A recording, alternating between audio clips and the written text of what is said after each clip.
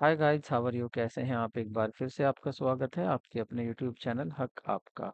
फतेह series का day 42 होगा और ये डे आपका लास्ट भी होगा इस सीरीज का, क्योंकि कोर्स कंप्लीट हो चुका है और आपका एग्जाम भी अब कल परसों ही है। तो आई होप आपकी तैयारी अच्छे से चल रही होगी। All the best for your exam. आपके एग्जाम की खोपड़ी में छेद करके आना है, आपको अच्छे से एग्जाम देना है अपना।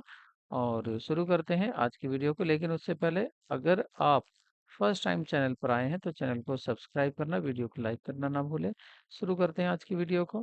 तो आज की वीडियो का जो फर्स्ट क्वेश्चन है काफी महत्वपूर्ण होने वाला है। जैसे आपका पूछा गया है, long term ratio, long term solvency, जो सोलवेंसी रेशो होता है वो बताता है लॉन्ग टर्म सोलवेंसी। और वो रेशो कौन सा होता है?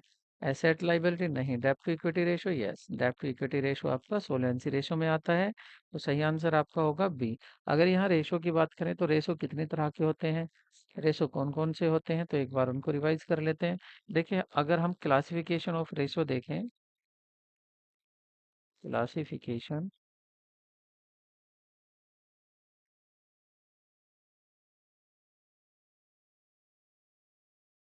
तो क्लासिफिकेशन ऑफ रेशोज, ये दो तरह के रेशो होते हैं और दो तरह से क्लासिफिकेशन हो सकते हैं।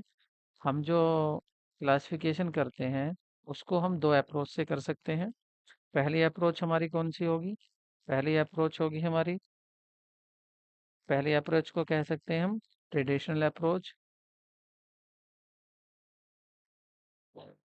ट्रेडिशनल अप्रोच कह सकते हैं। दूसरी को कह सकते हैं हम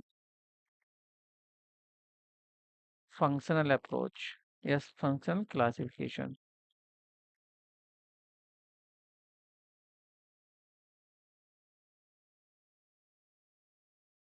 फंक्शनल अप्रोच या क्लासिफिकेशन। ठीक है, अगर यहाँ पर देखें कितने रेशियो होते हैं, तो ट्रेडिशनल में आते हैं आपके स्टेटमेंट, इंक चेंज कर लेते हैं,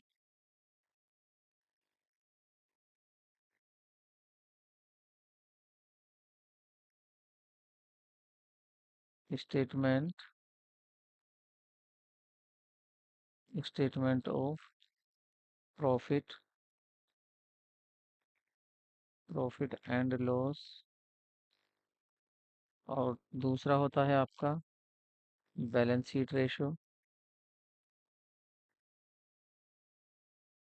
बैलेंस शीट रेशो। और थर्ड होता है आपका कंपोजिट रेशो।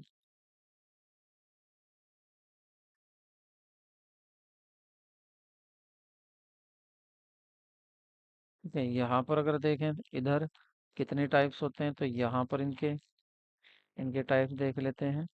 ठीक है, फंक्शनल कौन कौन से होते हैं? फंक्शनल होते हैं आपके लिक्विडिटी रेशो,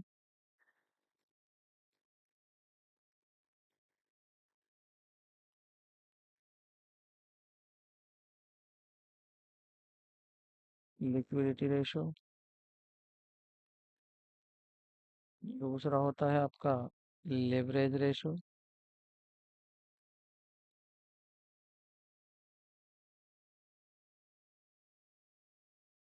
रेशोज। और थर्ड होता है आपका, थर्ड आपका एक्टिविटी रेशो या टर्नओवर रेशो भी कह देते हैं इसको, एक्टिविटी,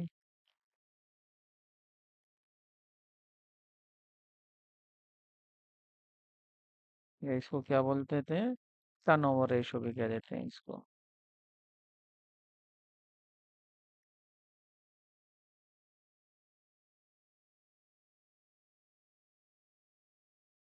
फोर्थ होता है आपका प्रॉफिटेबिलिटी रेशो।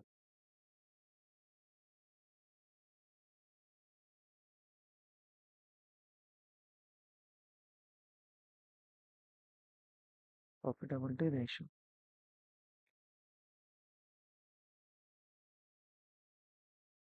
और फिफ्थ होता है आपका कवरेज रेशो।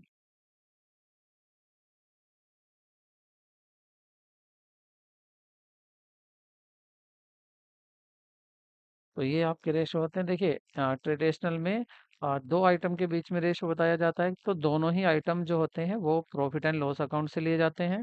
बैलेंस शीट में दोनों ही जो लिए जाते हैं आपके, वो दोनों आइटम ही कहाँ से लिए जाते हैं? आपके बैलेंस शीट से लिए जाते हैं। जैसे current asset upon current liability की बात करें, ये करंट रेशो होता है, तो देखिए इसका करंट एसेट भी बैलेंस शीट में मिल जाएगा, करंट लायबिलिटी भी बैलेंस शीट में मिल जाएगी, तो इसको बोलेंगे बैलेंस शीट रेशो। और कंपोजिट रेशो ऐसे रेशो होते हैं जिसका एक आइटम तो होगा आपका प्रॉफिट एंड लॉस अकाउंट से और दूसरा होगा आपका बैलेंस शीट से, तो वो होते हैं आपके कंपोजिट रेशो। लिक्विडिटी रेशो जो आपके शॉर्ट टर्म लिक्विडिटी बताते हैं, और लेवरेज और एक्टिविटी रेशियो को हम धीरे धीरे डिटेल में पढ़ेंगे। ठीक है, तो यहाँ पर आपके दो टाइप्स के रेशियो हो गए हैं। तो अब देखते हैं अपना नेक्स्ट क्वेश्चन, हमारा नेक्स्ट क्वेश्चन क्या पूछा जाएगा। देखिए इसमें कह रहा है कि करंट रेशियो जो दिया हुआ है आपका, ये दिया हुआ है, वर्किंग कैपिटल आपकी दी हुई है 1,12,500 एंड स्टॉक दिया हुआ है आपका 85,000 82,500, then acid test ratio will be. Acid test ratio पूछा है, एसिड टेस्ट रेशो पूछ रहा है, और एसिड टेस्ट रेशो का फॉर्मूला होता है आपकी क्विक एसेट या acid asset, quick assets upon current liability.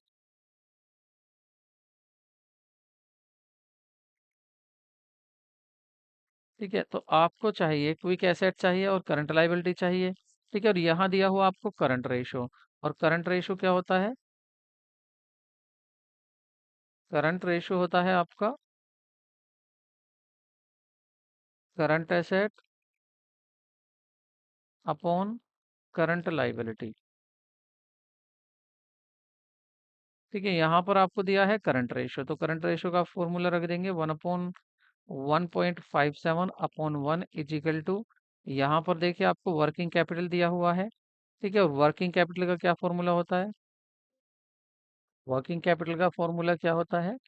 Working capital वैसे तो फॉर्मूला होता है आपका working capital is equal to current asset minus current liability होता है, लेकिन हम इसको ये भी तो कह सकते हैं कि ये क्या है? करंट एसेट और करंट लाइबिलिटी का डिफरेंस, वो वर्किंग कैपिटल है। ठीक है, अब यहाँ पर हम देखें तो आपका कितना है? ये तो है आपके करंट एसेट, और ये क्या है आपकी करंट लाइबिलिटी। ठीक है, तो इनका अगर हम डिफरेंस देखें यहाँ, 1.75 माइनस 1 कितना आता है डिफरेंस? ये 7.5 आता है, 0.75 ये डिफरेंस आता है। तो हम कह रहे हैं कि डिफरेंस इतना है, और क्वेश्चन में आपको वर्किंग कैपिटल दे रखी है 1,12,500। इसका मतलब 0.75 किसके बराबर है? ये है आपका 1,12,500 के बराबर है। इसलिए वन किसके बराबर होगा? तो वन होगा आपका 1,12,500 डिवाइड बाई 0.75 और इंटू वन। तो इसकी वैल्यू क्या आ जाएगी? इसको डिवाइड कर लेते हैं, और डिवाइड करके आ जाएगा आपका 1,50,000। ये आ जाएगा 1,50,000। तो 1,50,000 किसकी वैल्यू आ गई? वन की। और वन क्या था यहाँ? वन थी आपकी, ये रही वन थी आपकी, वन थी आपकी, मैं कलर चेंज कर लेता हूँ, वन थी आपकी यहाँ पर करंट लाइबिलिटी। तो करंट लाइबिलिटी कितनी दे दी आपको? 1,50,000। अब आप देखिए क्वेश्चन कैसे बनेगा। करंट लाइबिलिटी दी हुई है आपकी 1,50,000।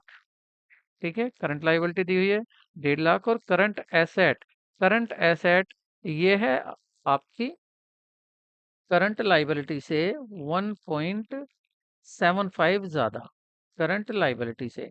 और करंट लाइबिलिटी कितनी दी हुई है आपकी?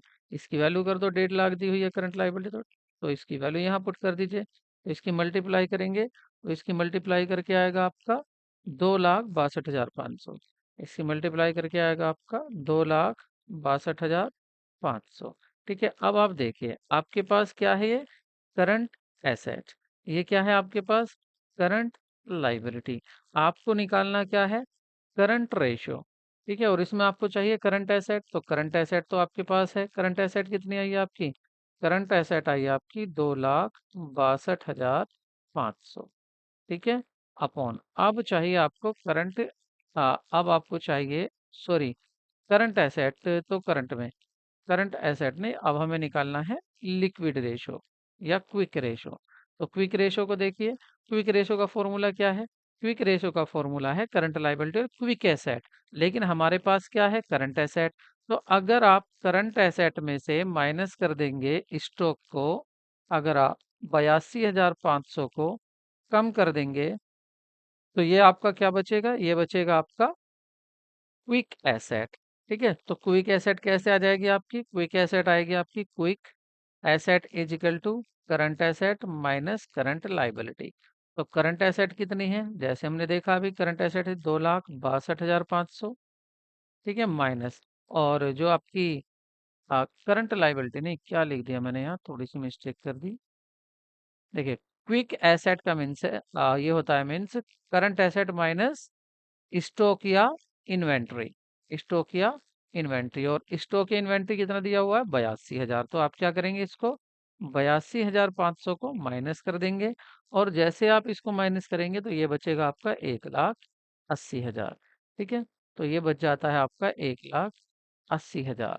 अब आ जाइए आप अपने फॉर्मूले पर। देखिए, आपको क्विक एसेट चाहिए, क्विक एसेट ये निकल कर आई कितनी है? 1,80,000।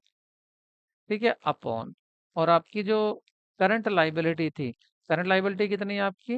1,50,000। आप इनको डिवाइड कर दीजिए, डिवाइड करते आपका क्या आता है? डिवाइड करके आएगा आपका 1.2:1। तो ये आ गया आपका आंसर 1:2 और रेशो 1। ये आ गया आपका क्या? Quick asset, sorry quick ratio, या चालू, चालू नहीं, इसको क्या बोलेंगे आपको? अमल, अमल नहीं, इसको बोलते हैं एसिड टेस्ट रेशो भी कह देते हैं इसको। ठीक है, तो ये हो गया आपका एसिड टेस्ट रेशो। कितना आंसर आया है इसका? 1.2। देखो यहाँ थोड़ी सी मिस्टेक है इसके आंसर लिखने में, यहाँ पर ये डेसिमल है ये रहा। तो आंसर क्या हो जाएगा आपका? करेक्ट, करेक्ट आंसर होगा आपका ऑप्शन ए। ऑप्शन ए आपका करेक्ट होगा। दोबारा सुन लीजिए, आपको क्या करना है? आपको वर्किंग कैपिटल में, वर्किंग कैपिटल दिया हुआ है तो करंट एसेट करंट लाइबिलिटी में डिफरेंस करना है। डिफरेंस आपका आ जाएगा 0.75, और इस डिफरेंस को आप वर्किंग कैपिटल के इक्वल रख देंगे तो आपको वैल्यू आ जाएगी, वन की भी वैल्यू आ जाएगी, और वन क्या है? Current liability. तो आपको करंट लाइबिलिटी यहाँ मिल जाएगी, करंट लाइबिलिटी से आप करंट एसेट निकाल लेंगे। और क्विक एसेट निकालने के लिए आपको क्या करना पड़ेगा? क्विक एसेट के लिए आपको करंट एसेट में से इन्वेंट्री माइनस कर देना, तो ये आपकी क्विक एसेट आ जाएगी। उसके बाद बस आपको यही तो चाहिए, आपको क्विक एसेट चाहिए और करंट लाइबिलिटी चाहिए, तो क्वेश्चन हो जाएगा। नेक्स्ट क्वेश्चन देखते हैं। If the sale 8 lakh, cost of sale दी हुई है आपको 4,80,000, और इनडायरेक्ट एक्सपेंसेस दिए हुए हैं 1,20,000, then net profit ratio will be. तो नेट प्रॉफिट रेशो क्या होगा? पहले नेट प्रॉफिट का फॉर्मूला देख लेते हैं। नेट प्रॉफिट रेशो, तो इसका फॉर्मूला क्या होता है? इसका फॉर्मूला होता है, ये होता है इसका formula, net profit upon sale, upon sales into 100। 100 का मीन्स है कि इसके सभी जो आंसर आएंगे वो किस में आते हैं आपके? वो सभी परसेंटेज में आते हैं। ठीक है, अब यहाँ पर हमें नेट प्रॉफिट चाहिए। ठीक है, और नेट प्रॉफिट के बाद हमें चाहिए सेल। तो आपको देखो सेल दी हुई है 8 लाख, तो सिंपल आपको क्या करना है? 8 लाख यहाँ पर लिख देना है, 8 लाख। ठीक है, इसके बाद अब आपको चाहिए नेट प्रॉफिट। तो नेट प्रॉफिट के लिए थोड़ा सा आपको वर्किंग नोट करना पड़ेगा। तो आपको नेट प्रॉफिट फाइंड करना है। नेट प्रॉफिट, और प्रॉफिट क्या होता है? जो आपकी सेल्स होती है, जितना आपने माल बेचा उसमें से आप माइनस कर दीजिए टोटल कॉस्ट। और टोटल कॉस्ट में क्या दिया हुआ है? देखिए यहाँ पर दिया हुआ आपको कॉस्ट ऑफ सेल, COGS दी हुई है आपको 4,80,000, मतलब COGS दी हुई है। और फिर यहाँ पर इनडायरेक्ट एक्सपेंसेस भी दिए हुए हैं। इन दोनों को आप क्या करेंगे? इनडायरेक्ट एक्सपेंसेस को भी आप क्या कर देंगे? माइनस कर देंगे। ठीक है, तो आपका कितना आ जाएगा? देखिए आपकी सेल कितनी दी हुई है? सेल गिवन है आपकी, सेल है आपकी 8 लाख, माइनस, अब यहाँ देखते हैं कॉस्ट दी हुई है आपकी 4,80,000, प्लस इनडायरेक्ट एक्सपेंसेस दिए हुए हैं 1,20,000। तो ये 8 लाख में से माइनस करना है 5-6 लाख, तो कितने बचेंगे आपके? 2 लाख बच जाएंगे। ठीक है, तो वापस आते हैं अपने फॉर्मूले पर। अब वैल्यू आपकी सब मिल गई है, तो देखिए आपको नेट प्रॉफिट कितना था? 2 लाख। ठीक है, नेट प्रॉफिट कितना था आपका? 2 लाख, और इंटू 100। 5 जीरो से 5 जीरो कट जाएंगे, 2 से काटोगे आप इसको 8 को, तो 4, 2 4 जा 8, और 4 से इसको डिवाइड करोगे तो ये आ जाएगा आपका 25%। ठीक है, तो आंसर आपका करेक्ट क्या होगा? सी, 25%। नेक्स्ट क्वेश्चन देखते हैं। करें आदर्श चालू अनुपात क्या होता है? तो आदर्श चालू अनुपात पूछ रहे हैं, तो ये होता है आपका 2:1। ठीक है, 2:1 होता है, ऑप्शन बी। ठीक है, और ऐसी टेस्ट रेशो कितना होता है? 1:1 होता है आदर्श रेशो, आइडियल मतलब इतना रेशो होना चाहिए, अच्छा माना जाता है। अम्ल परीक्षण रेशो, ऐसी टेस्ट रेशो आदर्श जो होता है वो कितना होता है? 1:1 होता है। सरलता और जोखिम के मध्य संबंध है, मतलब relationship between the liquidity and the risk, दोनों के इसमें क्या है? सीधा परिवर्तन है, या आपका इनवर्स रिलेशनशिप है, या आपकी कोई रिलेशनशिप नहीं है, या ऊपर में से कोई भी नहीं। तो कह रहे हैं लिक्विडिटी और रिस्क में, तो इसमें होता है डायरेक्ट रिलेशन। क्यों होता है? देखिए, बिजनेस जितना भी जितनी भी लिक्विडिटी होगी, उसमें रिस्क उतना ही, उसमें उसमें रिस्क ही उतना ज्यादा होता है। ठीक है, मतलब जितना बड़ा बिजनेस होगा उतना ही ज्यादा रिस्क होता है। नेक्स्ट क्वेश्चन देखते हैं। देखिए, पीवी रेशो की बात करें, तो पीवी रेशो के वैसे तो बहुत ज्यादा फॉर्मूले होते हैं, लेकिन यहाँ पर आपसे पूछा है कि पीवी जो लाभ रेशो है, या पीवी रेशो है, प्रॉफिट वेरिएबल रेशो है आपका, तो इसको क्या कहते हैं? ब्रेक इवन पॉइंट कहते हैं। ये ब्रेक इवन पॉइंट के बराबर होता है, वेरिएबल कॉस्ट के बराबर होता है, फिक्स कॉस्ट के बराबर होता है, या मार्जिन ऑफ सेफ्टी के बराबर होता है। तो ये होता है मार्जिन ऑफ सेफ्टी। तो डी इसका करेक्ट आंसर होगा। ठीक है, नेक्स्ट क्वेश्चन देखते हैं। लाभ में परिवर्तन अपॉन बिक्री में परिवर्तन इनटू 100, ये किसका रेशो होता है? क्या ये ब्रेक इवन पॉइंट का होता है, पीवी रेशो का होता है, कंट्रीब्यूशन का होता है, या आपका परसेंट इंक्रीज इन सेल का रेशो होता है, या मार्जिन ऑफ सेफ्टी? देखिए, ये सभी एक ही चैप्टर्स में आते हैं। मार्जिन ऑफ सेफ्टी में आप यदि पीवीसी रेशो देखेंगे, तो इसमें सभी आपके क्या क्या आते हैं? उसमें 4 पॉइंट्स होते हैं। आपको कंट्रीब्यूशन फाइंड करना होता है, पीवी रेशो फाइंड करना होता है, ब्रेक इवन फाइंड करना होता है, और मार्जिन ऑफ सेफ्टी करना होता है। कि तो ये एक ही चैप्टर से आपको दिए हुए हैं चारों। तो इसमें सही आंसर क्या होगा आपका? बीपीवी रेशो का फॉर्मूला ये भी होता है कि लाभ में परिवर्तन बिक्री में परिवर्तन इनटू 100। नेक्स्ट क्वेश्चन देखते हैं।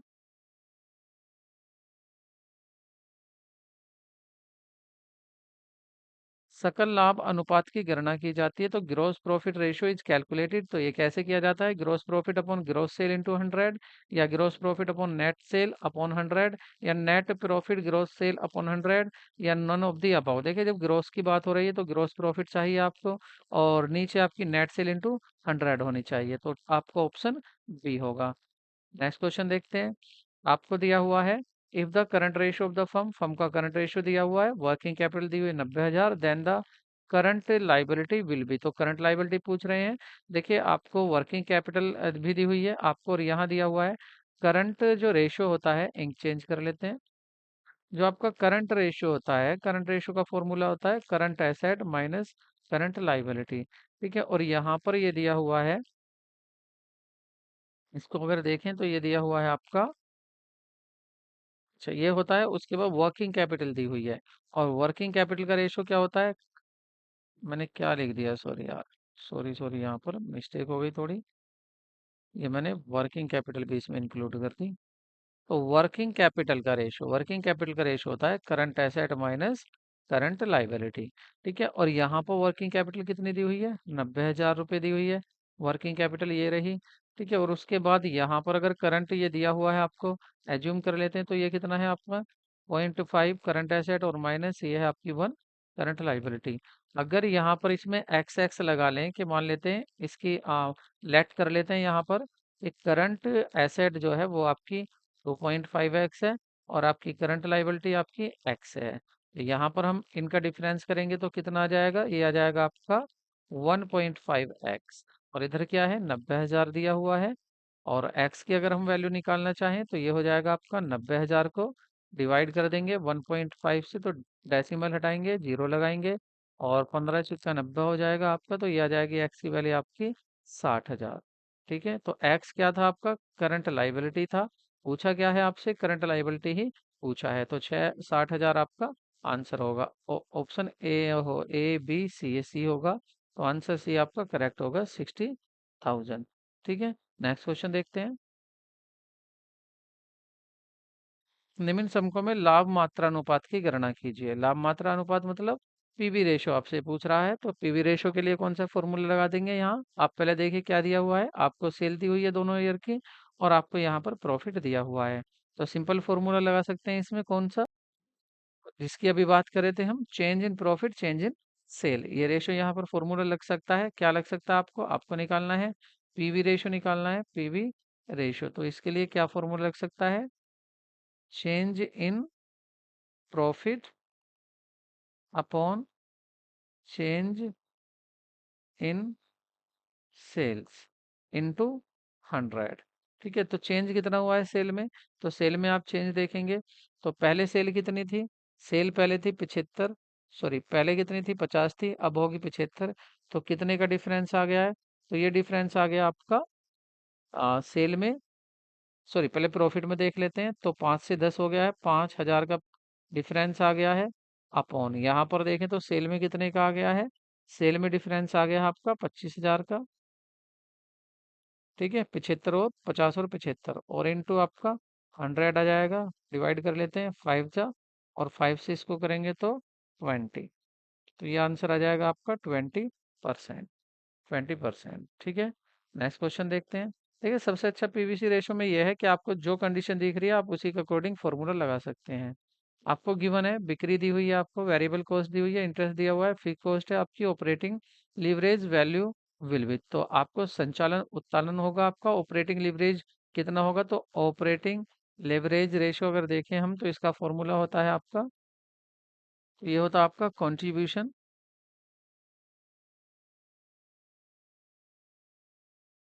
Contribution upon earning before interest and tax, ये होता है। और यहाँ पर अगर हम देखें तो इसकी जगह हम क्या भी लिख सकते हैं, हम इसको ये भी कर सकते हैं कि सेल्स, जो कि कंट्रीब्यूशन कैसे निकाल सकते हैं हम, कंट्रीब्यूशन हो सकता है हमारा sales minus variable, variable cost, ये फॉर्मूला होता है आपका किसका, कंट्रीब्यूशन का।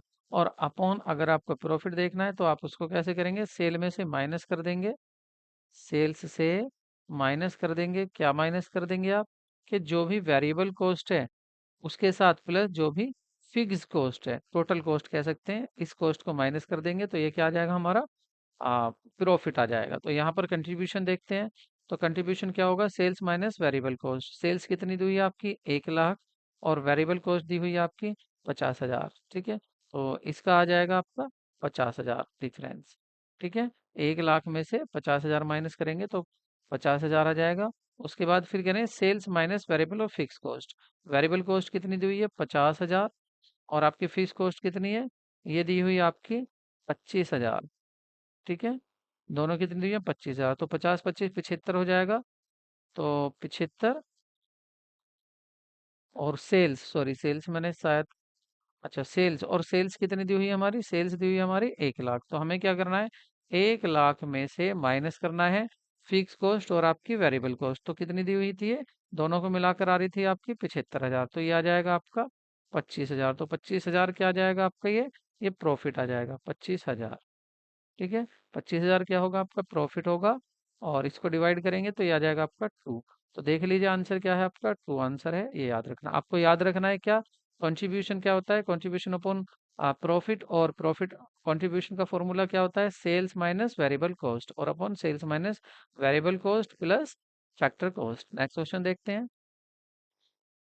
Variance analysis a related to, तो ये किससे रिलेटेड होता है, रेशो एनालिसिस से, स्टैंडर्ड कॉस्टिंग से, मार्जिनल कॉस्टिंग से, या नन ऑफ द अबव। तो ये होता है स्टैंडर्ड कॉस्टिंग से। नेक्स्ट क्वेश्चन देखते हैं। Liquid ratio calculated as follow, तो लिक्विड रेशो का जैसे कि अभी शुरू में फॉर्मूला देखा था, क्या होता है उसमें, लिक्विड एसेट और करंट लाइबिलिटी। सी आपका ऑप्शन करेक्ट होगा। नेक्स्ट क्वेश्चन देखते हैं। Which of the following is activity ratio, activity ratio को दूसरा नाम क्या है आपका, टर्नओवर रेशो। टर्नओवर रेशो भी होता है, तो आप इससे भी याद रखें। तो net profit ratio, current ratio, देखिए ये तो आपका आ जाता है करंट रेशो में ही। यह है डेटर्स, डेटर्स टर्नओवर रेशो, देखिए नाम से ही आ रहा है टर्नओवर रेशो, तो टर्नओवर रेशो एक्टिविटी रेशो, ये टर्नओवर रेशो ही होता है। तो ये आपका सी ऑप्शन करेक्ट होगा। नेक्स्ट क्वेश्चन देखते हैं। आपको दिए हैं डिबेंचर, दिए हैं इक्विटी से, इक्विटी शेयर कैपिटल दी है, कैश दिया हुआ है, डिबेंचर दिया हुआ है, पूछा है आपसे डेप्ट टू इक्विटी रेशो। तो यहाँ बात हो रही है डेप्ट टू इक्विटी रेशो की बात हो रही है, और इसका फॉर्मूला क्या होता है, डेप्ट अपॉन इक्विटी। डेप्ट अपॉन इक्विटी होता है, और डेप्ट का मतलब जो आपका लॉन्ग टर्म डेप्ट है। तो डेप्ट कितना दिया है लॉन्ग टर्म, आपके 5 लाख तो दिए हुए हैं। डिबेंचर्स, डिबेंचर्स 5 लाख के दिए हुए हैं, और ये क्या है आपके दो दो दोबार डिबेंचर दिए हुए हैं क्वेश्चन में। आ, ऋणपत्र और देनदार, अच्छा ये डिबेंचर्स नहीं है, ये देनदार है। ये हैं आपके देनदार, डेटर्स, ये हैं आपके डेटर्स। ठीक है, ये क्या है आपके डेटर्स दिए हैं 2 लाख। तो आपके डिबेंचर्स देख लेते हैं, डिबेंचर्स कितने के हैं, 5 लाख के दिए हुए हैं, तो सीधा सीधा यहाँ 5 लाख रुपए लिख देंगे। डिबेंचर लॉन्ग टर्म डेप्ट होता है, डेप्ट मतलब लॉन्ग टर्म डेप्ट, और लॉन्ग टर्म डेप्ट में आता है आपका डिबेंचर और प्रोविजन फॉर लॉन्ग टर्म डेप्ट। ठीक है, तो आप यहाँ पर डिवेंचर लिख देंगे 5 लाख के। अब चाहिए आपको इक्विटी, इक्विटी में आप देखेंगे आपकी शेयर कैपिटल कितनी दी हुई है, 25,000 दी हुई है आपकी। नगद कैश वैस यहाँ पर कुछ लेना नहीं है, तो ये आप लिख देंगे 25 लाख। 25 लाख दी हुई है। अब आप इसको डिवाइड कर दीजिए, जो भी आंसर आएगा वो आपका करेक्ट होगा। क्या आ रहा है आपका 15 आ रहा है, और आप इसको डिवाइड करेंगे तो आ जाएगा 0.21, 0.2:1। तो ऑप्शन करेक्ट क्या होगा आपका, बी। ठीक है, नेक्स्ट क्वेश्चन देखते हैं। निम्नलिखित मुद्दों पर विचार करना है, डिबेंचर और आपका prepaid rent, interest due, bank overdraft. पूछ रहा करंट लाइबिलिटी में क्या क्या इंक्लूड होगा। तो डिबेंचर तो लॉन्ग टर्म डेप्ट होते हैं, इसको तो इंक्लूड नहीं कर सकते। प्रीपेड रेंट जो आपने पहले ही दे दिया, ये तो आपकी करंट एसेट हो जाएगी, लेकिन यह लाइबिलिटी पूछ रहा है। इंटरेस्ट ड्यू हो गया है, ये आपकी करंट लाइबिलिटी बन जाएगा। बैंक ओवरड्राफ्ट भी करंट लाइबिलिटी होता है। इसका मतलब 3 और 4, तो 3 4 ऑप्शन आपका सी करेक्ट होगा। नेक्स्ट क्वेश्चन देखते हैं। वह अनुपात जो स्वामियों के, इंक चेंज कर लेते हैं। वह अनुपात जो स्वामियों के द्वारा वित्त पोषण और बाहरी लोगों द्वारा प्रदान किए गए वित्त पोषण के सापेक्ष योगदान को मापता है, क्या कहलाता है। तो उसको लिक्विडिटी रेशो कहते हैं, leverage ratio, activity ratio, profitability ratio. तो उसको कहते हैं आपका लेवरेज रेशो, क्योंकि लिक्विडिटी में तो शॉर्ट टर्म लिक्विडिटी बताता है, एक्टिविटी रेशो में बताता है कि आप कितनी जल्दी अपने रिसोर्सिज को कन्वर्ट कर सकते हैं सेल में। प्रॉफिटेबिलिटी प्रॉफिट बताता है आपका। और बाकी आपका लिवरेज रेशो क्या बताता है, यही बताता है जो आपका क्वेश्चन है। तो ऑप्शन आपका बी सही होगा। नेक्स्ट क्वेश्चन देखते हैं। घटता हुआ चालू अनुपात दर्शाता है, देखिए अगर आपका चालू अनुपात करंट रेशो गिर रहा है तो ये स्टेबिलिटी दिखाता है बिजनेस की, इंक्रीजिंग लिक्विडिटी दिखाता है, स्ट्रेन लिक्विडिटी दिखाता है, या सेटिस्फैक्ट्री करंट सोल्वेंसी दिखाता है। तो सही आंसर होगा आपका ये तनावपूर्ण तरलता दिखाता है, ये घटना नहीं चाहिए। ठीक है, नेक्स्ट क्वेश्चन देखते हैं। उत्पाद ए 5 रुपए प्रति किलोग्राम की दर से 10 किलोग्राम सामग्री प्राप्त करता है। उत्पादन ए का निर्माण के लिए सामग्री की वास्तविक खपत 6 रुपए प्रति किलोग्राम की दर से 12 किलोग्राम सामग्री आती है। प्रत्यक्ष सामग्री की लागत क्या होगी। तो इसकी लागत निकालने हमें प्रत्यक्ष सामग्री की लागत देखते हैं कितनी होगी। तो इसके लिए हम फॉर्मूला क्या यूज कर सकते हैं, यहाँ पर हम फॉर्मूला यूज कर सकते हैं मटेरियल कॉस्ट। मटेरियल कॉस्ट हमें चाहिए, और मटेरियल कॉस्ट को कैसे कर सकते हैं हम, total standard cost, total standard cost minus total actual cost, total actual cost. मैं शॉर्ट में लिख रहा हूँ, आप लॉन्ग में भी लिख सकते हैं।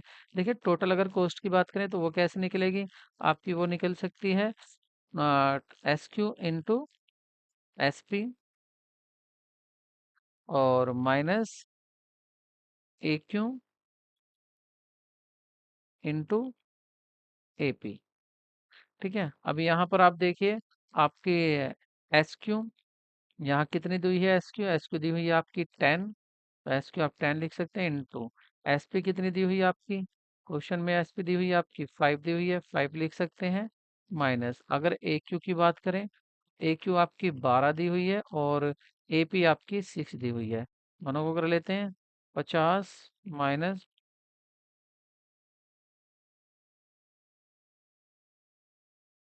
ठीक है, तो ये आ जाएगा आपका माइनस का -22।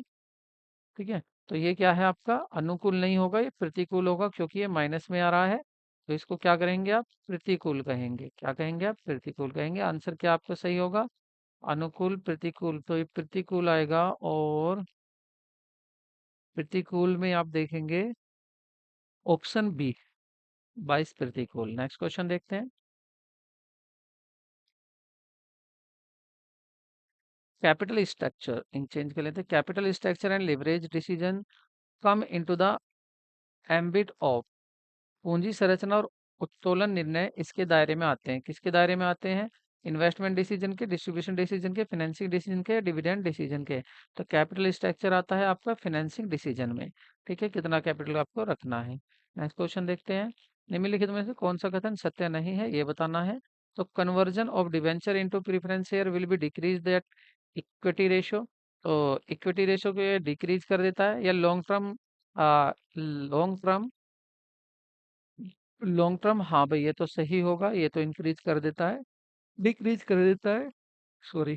और liquid term ratio due for the payment with in the a year should be treated as current liquidity।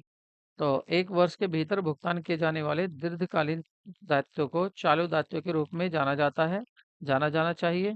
ये भी सही है। Higher operating ratio indicate the higher profit.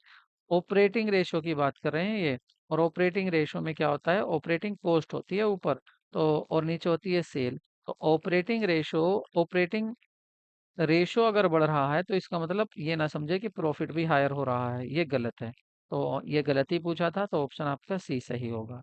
Cost of sale is better than numerator than the sales while calculating stock turnover, ये भी ठीक है, तो आपका सी आंसर यहाँ करेक्ट होगा। नेक्स्ट क्वेश्चन देखते हैं। Which of the following is an implicit true cost of the increasing portion of the debt to company?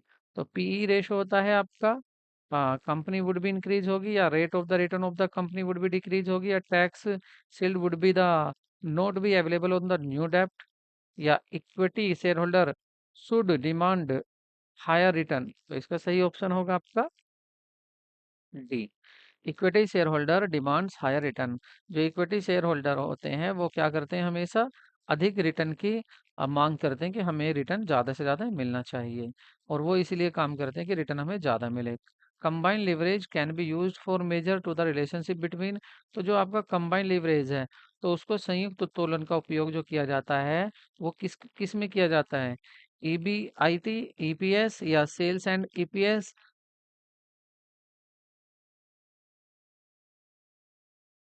या सी आपका सेल्स एंड ईबीआईटी, या पैट और ईपीसी। तो इसका करेक्ट आंसर होगा आपका फोर्थ, पीईटी और ईपीसी। तो देखिए आप ये देखिए कम समय में, क्योंकि आपका एग्जाम 17 है, आपका 12 to 17, तो इसलिए आपके लिए ये जरूरी था कि आपको टाइम कम बचाते हुए और आपका ज़्यादा से ज़्यादा काम हो जाए।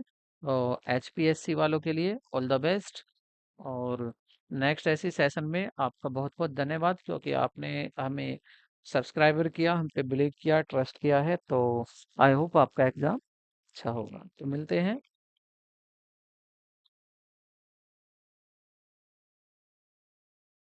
हैं नेक्स्ट सेशन में। Take care, bye bye.